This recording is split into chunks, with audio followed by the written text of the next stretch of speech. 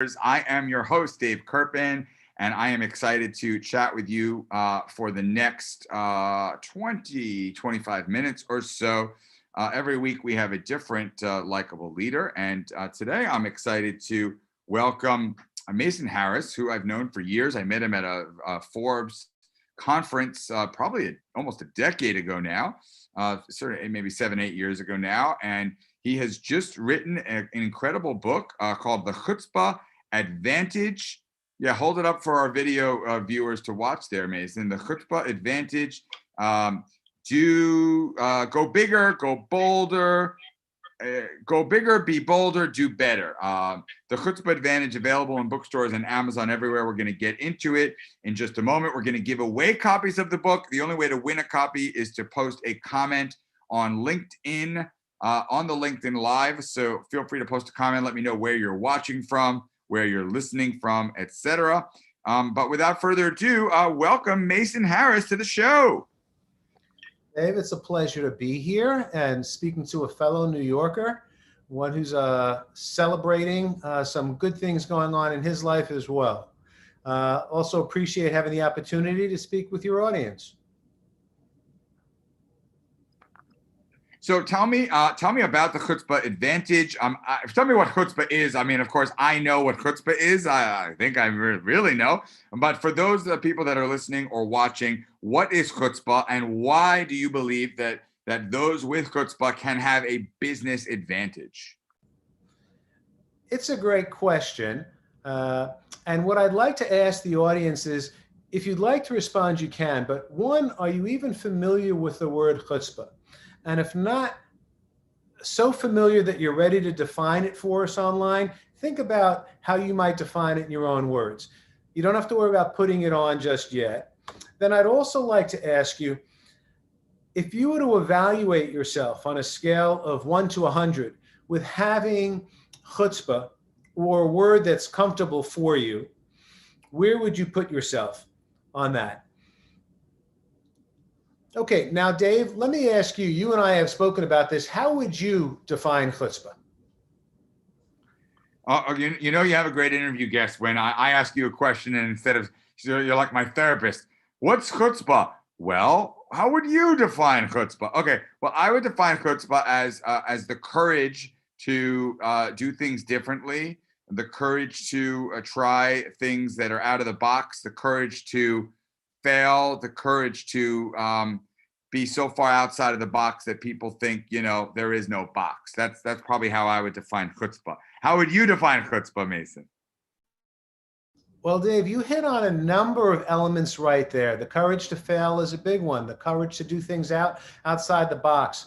In the interviews that I conducted, and I guess my observations over the years, I've realized that from a leadership standpoint, and chutzpah, by the way, is not reserved just for leaders. In my interviews, I'd ask people who has chutzpah, you'd be surprised how many people mention their mother or their father as individuals with chutzpah, individuals with determination, persistence, the ability to overcome obstacles.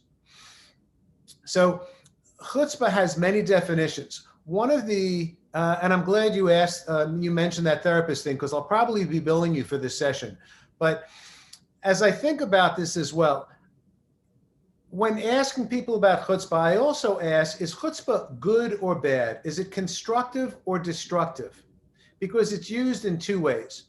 So let me start with this. First, chutzpah is a skill set. It's a skill set that's available for all of us to learn and to implement. I have in my model 8 behaviors and characteristics of chutzpah that are primary.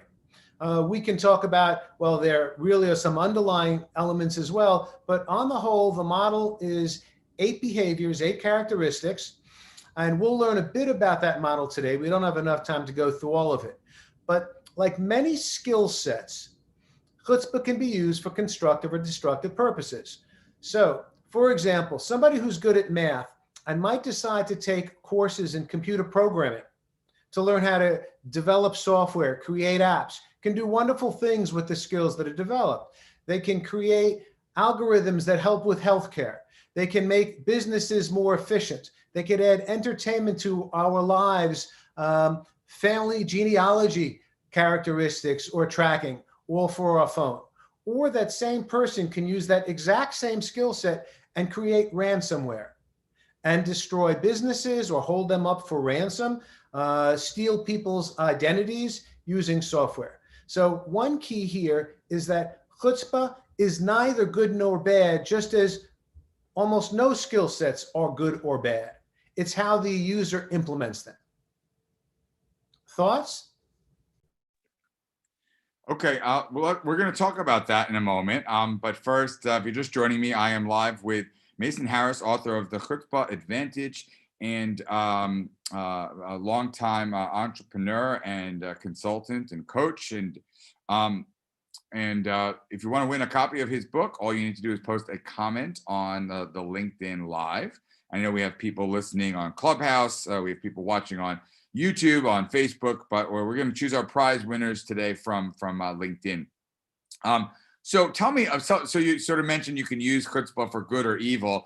I assume that the book only features people that have used it for good. I hope so. Tell me about one or two of the stories in the book, examples of chutzpah and how folks have used chutzpah to their advantage or to the advantage of the world. Good question. The book actually discusses the use in constructive ways and destructive ways of chutzpah, because to tell you that there are people who have chutzpah who we certainly do not admire. Bernie Madoff is an example that's from the news just days ago. The biggest Ponzi scheme ever. Well, the same characteristics that lead the head of a very successful software company out of Silicon Valley to providing solutions that all of us benefit from are the same characteristics and behaviors that was used by Bernie Madoff in his company that stole billions and billions from people. So there is no single type of chutzpah. As a matter of fact, I identify 6 types of chutzpah, 3 that I consider constructive, 1 that I consider kind of right there, bordering in the middle, but really it's kind of like, it's dishonest, but you laugh at it when you hear it. There's this element of chutzpah that frequently pops up as well. And then 2 that I would consider negative. Bernie Madoff's was self-serving chutzpah. We all know people whose efforts completely are at the expense of others. It's not about being honest, not about being straightforward, not with their colleagues or employees, if they're leaders, or with their clients. But for most of us to be able to use chutzpah, and again, I stress this is something available to us all. And we all have some of these behaviors and characteristics that we probably regularly use today.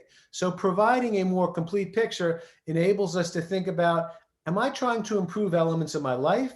Am I trying to be a better performer at work? Or as a company leader, am I trying to build a team that is chutzpah driven? Okay, but again, I'm going to put you on the spot here to share a story, because Bernie Madoff didn't use chutzpah for good. What's a story? What's an example in the book of somebody that did use chutzpah to build their business or do good in the world or really sort of make an impact? Okay, and because you're putting me on the spot again, I'm going to give you 2 examples. One, we'll start with, you and I are both baseball fans. Now, typically we don't think about sports as, it took a lot of chutzpah to do what that person does. These people are gifted, they're trained, they're skilled athletes. But every once in a while, something pops up and some athlete really raises our expectations for the good that we can do. Jackie Robinson, about a week ago, it was the anniversary of his breaking the color barrier in Major League Baseball. Jackie Robinson had a chutzpah. His skill set was tremendous, but there were other players that were equally as talented. The difference was when Jackie Robinson made the decision to accept Branch Rickey's invitation to be the first black ball player in the major leagues, he knew that he would be subject to racism, hatred, name calling, separate facilities when he traveled, but he chose to do it because, in my opinion, and I doubt people think in terms of Jackie Robinson with chutzpah, but I certainly do, he had the characteristics, which we can go through in a bit more detail, that enabled him to put up with that. Some of this hatred and discrimination came from his own teammates, by the way. On the other side of that, by the way, Branch Rickey, who was the general manager of the Dodgers at the time, also had chutzpah because he broke grounds. He went outside social norms by saying the Dodgers, the Brooklyn Dodgers at the time, are going to be the first to add a black ball player to the major leagues, and it is long overdue. So that's one. Then one obvious success on the chutzpah standpoint would be Elon Musk. And I mentioned Elon Musk because Mr. Musk is in the news again with SpaceX. But Elon Musk did not start with Tesla or the Boring Company or SpaceX or these ideas that I categorize, by the way, as chutzpah on steroids. One of those 6 categories. This is one that's just a level of success that you have to marvel at. And by the way, you don't have to be Elon Musk to have that level of success. There are people who I consider everyday people like ourselves who also elevate. It's where we start from, but elevate our levels of success, influence with others such that other people benefit tremendously. Now, Elon Musk got started as a teenager when he wrote his first software program and sold it for $500. Elon Musk was bullied as a child. So you have elements here that we all start somewhere, and the foundation or the first step in chutzpah, by the way, is carpe diem. If we look at the letters of chutzpah, there are 8 letters of chutzpah. The first, that C stands for carpe diem. So years ago, a couple decades ago, actually, some very clever advertising people came up with a slogan for Nike. I'm pretty sure most of the people on board know what that slogan is. It's just do it. Well, back in the days of the Roman Empire, carpe diem basically meant seize the day, seize the moment. So if we're unable to take our idea and move it forward, we're missing that key element of chutzpah. Got it. So thank you for sharing your examples. If you're just joining me, I'm live with Mason Harris, author of The Chutzpah Advantage on Likeable Leaders. As always, we will get into the Likeable Pyramid in a few minutes. First, I have our first winner. It's a double Clubhouse LinkedIn winner. Brett Adler, congratulations. You have won a copy of The Chutzpah Advantage. We'll get your address and get you a book. And I've even invited you to the stage if you'd like to accept your book live in front of all these wonderful people. And you mentioned a little while ago, Mason, the different elements of chutzpah. So let's say I am watching and I'm listening and I'm like, okay, this sounds great, but I don't know if I have chutzpah. How do I? I don't know. Like, what would you say to somebody? How do you develop one's chutzpah? Like, how do you get better at having chutzpah? Dave, it's a great question. So we're going to start with one of my favorite topics, having grown up in New York, and that is pizza. So for those people at home that have a pad and a pencil or a pen in front of them, and even if you don't, you can do this. Think in terms of a circle, like a pizza pie, and think in terms of dividing that into 8 slices. And it's the combination, each of these slices, I mentioned, it's an acronym, stands for something different. I started with the first C. So if you've done that circle, between 12 and 1:30, that first slice is C, is carpe diem. And that is basically the foundation of chutzpah. Nothing happens until you decide, okay, I'm going to do something that's important to me or important to others or will benefit others. And you make that move. It's not about, I'm going to get to this as soon as I finish A, B, C, D, and E, because until you do it, it's not chutzpah. Okay, the H, as we're moving clockwise, basically is what I refer to as the law of 10,000 objections. And this refers to all leaders, all of us. When we come up with an idea, we have people who say, that's really interesting. I think that could work. And we have people who say, somebody's doing something similar, or it's already out there. Or why do you want the hassle? Why do you want to go through that? Well, I call that H, handling objections. And you have to learn how to handle objections in a way that moves the conversation forward, which I discuss in the book, as opposed to ends the conversation because now you're at odds with each other. That third slice, and we'll go through these quickly because I know we still have more books to give away, is what I call the trifecta of solutions. So the U stands for uncovering need, pain, and opportunity. So anybody with chutzpah thinks in terms of, say it's within a relationship. My partner, my mate has needs. Can I fulfill them? What are they? Do I even know what they are? Well, if you're in business, needs by themselves don't necessarily lead to success. It's solving pain that leads to sales. Lots of people have needs that they don't fulfill, but when those needs are translated into, do you realize what happens when your competition moves further along because they have a better learning and education program than you do?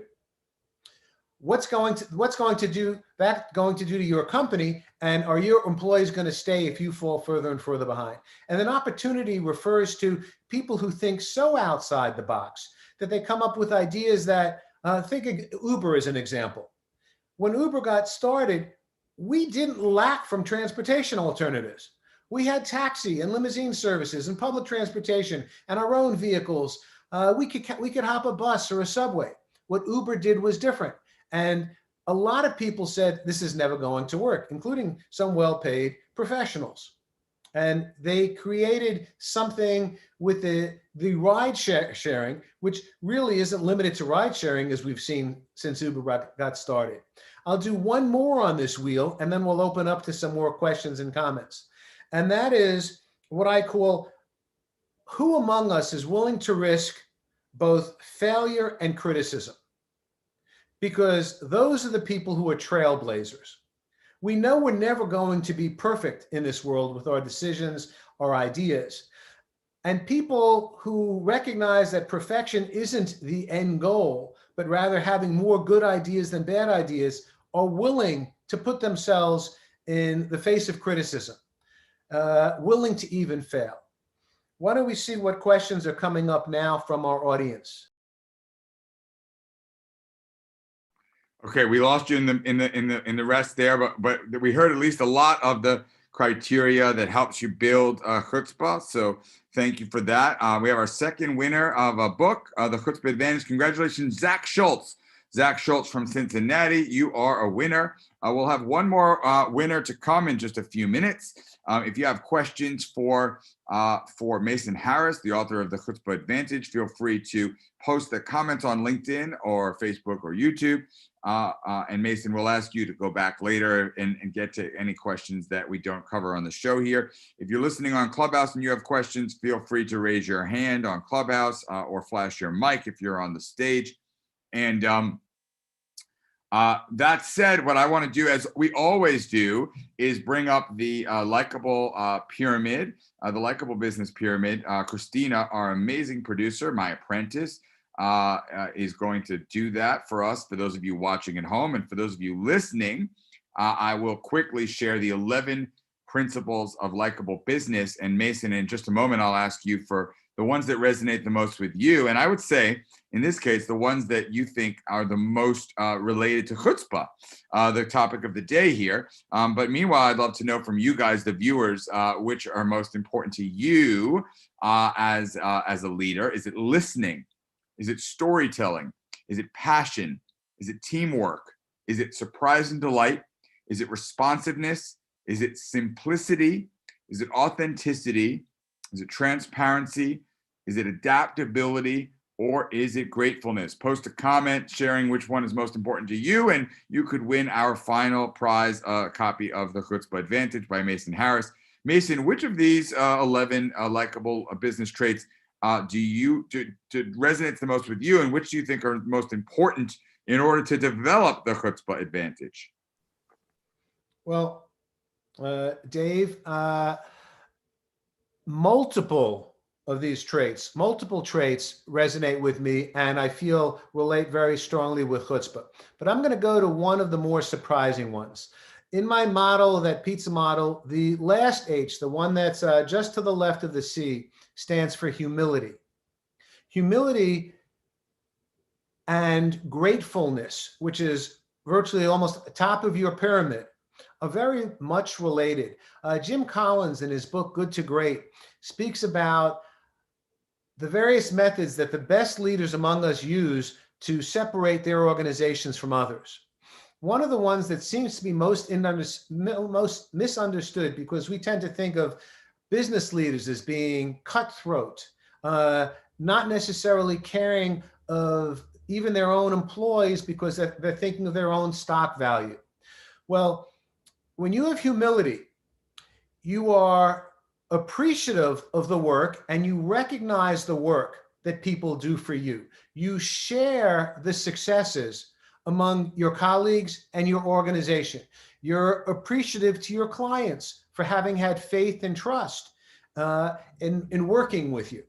You also own your errors when you have humility. You mess up, you don't hide behind it and blame others. Rather, you step up and say, my bad. That was my decision. I accept full responsibility for it. And I appreciate where all of you have helped us overcome my error. So that's one of the ones certainly that resonates with me. The authenticity and transparency, I would also say, is part of humility. And finally, if we're going to speak about even one other one, I'd say we mentioned the handling objections. Well, handling objections to me is accomplished not by speaking over or selling your idea. Rather, it's by listening very, very carefully to the objections. Right there, the bottom of the pyramid, it's one of the foundational aspects of what you've built, Dave. But listening and then going into the right questioning process to make sure you truly understand and you're speaking at the same wavelength, I guess. Cool. I like your riff on the likable business pyramid. It sounds like, and I haven't heard this before, but it sounds like you equated gratefulness with humility and the connections therein, and listening with questioning. And that part I have heard before.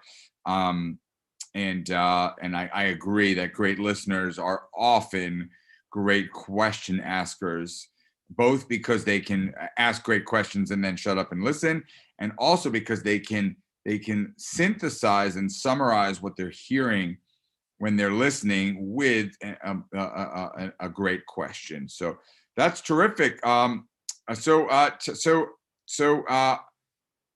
I'm going to choose a grand prize winner in just a moment. So last chance to either ask a question of Mason Harris, the chutzpah guy, or enter to win by posting a comment on LinkedIn. And Mason, tell me what's next for you. Like, what are you focused on in terms of bringing chutzpah to the world? Well, one thing I actually miss, since we've been, for the period of this pandemic, largely stuck at home, I've missed being out and speaking in public, addressing groups and trying to teach some of these concepts, use it as leaders would do, to be inspirational, to help people build on their current successes and increase their level of productivity, to do better, as the title of the book suggests. So getting out more on the road. I had the privilege of speaking recently to a number of event planners. That went well. I got good feedback, and I'm even making some changes to the way I present some of the ideas, because I'm a good listener, which is foundational for being likable. Love it. Well, thank you so much for joining us today, Mason Harris, author of The Chutzpah Advantage, available on Amazon.com and in bookstores everywhere. And our final grand prize winner is Nancy Bernier from Massachusetts. Nancy, congratulations. Send us your address. We'll get you out a copy of Mason's book. Until next time, I want to thank Christina, my amazing apprentice and the producer of the Likeable Leaders Show. I want to thank Mason for joining me. And of course, I want to thank most of all of you guys for listening, for watching, for tuning in. And I wish everyone a wonderful, wonderful, likable day ahead. Bye for now.